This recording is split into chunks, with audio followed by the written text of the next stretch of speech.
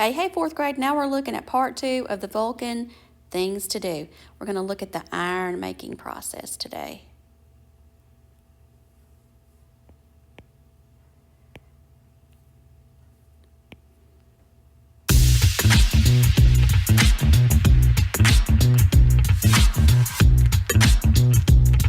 Department here.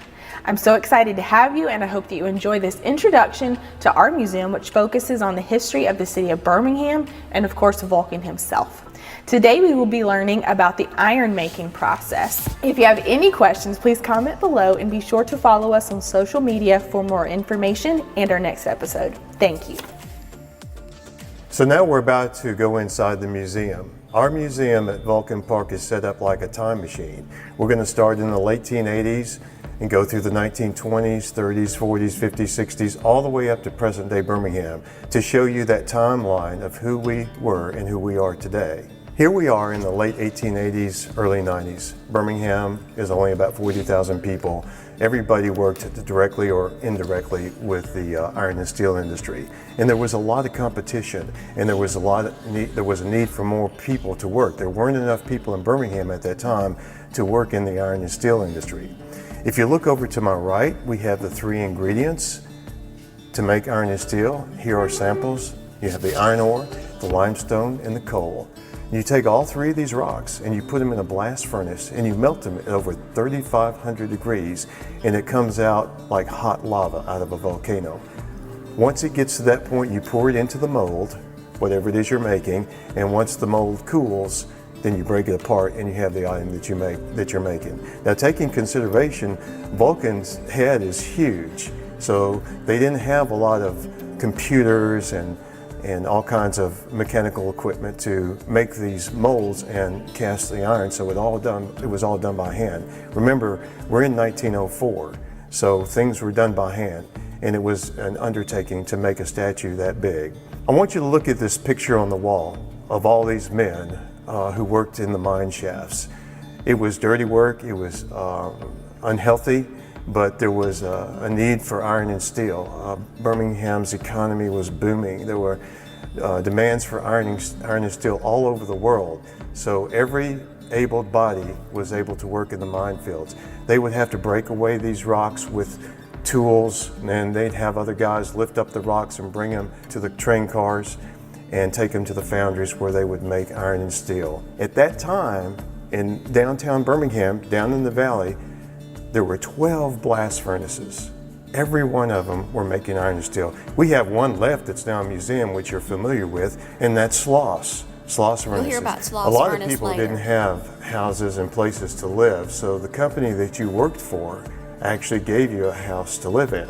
They were called company-owned houses. This is kind of like there the was a mill lot of houses competition in the that we talked about iron and that are steel in industry in Birmingham with the companies and the railroads. So in order to keep employees, they would give them a house to live in and even pay them with their own money, so they would spend it in their own commissary. They didn't have grocery stores and shopping centers like we do today, so they had what was called a commissary. And we set one up called the Vulcan Commissary.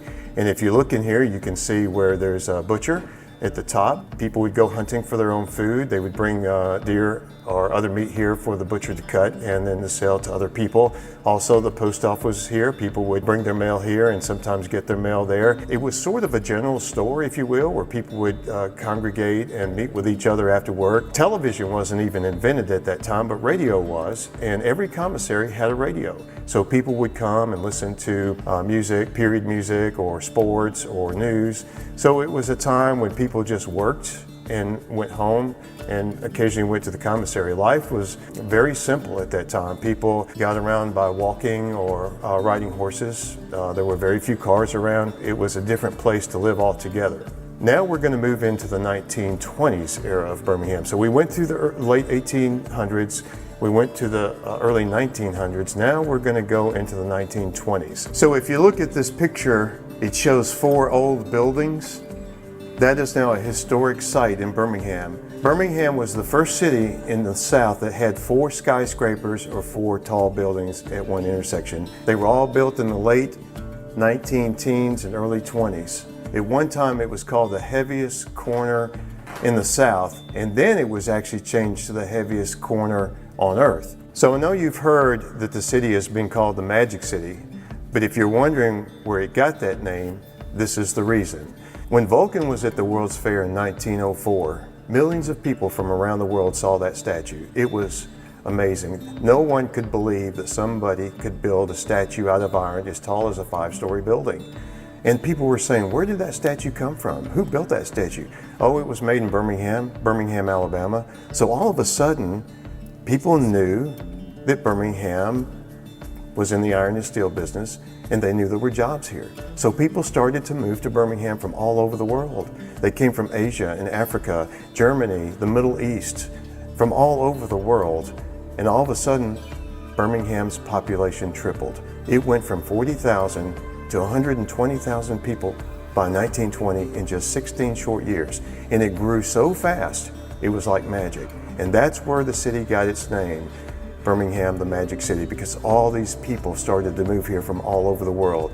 We had a huge diverse population at that time, and we still do today. Birmingham's South Side has the most diverse population in the state of Alabama to this day as a result of all those immigrants coming here in the early 1920s. So when all these people came from all over the world, they brought their customs with them. They brought the type of food that they ate.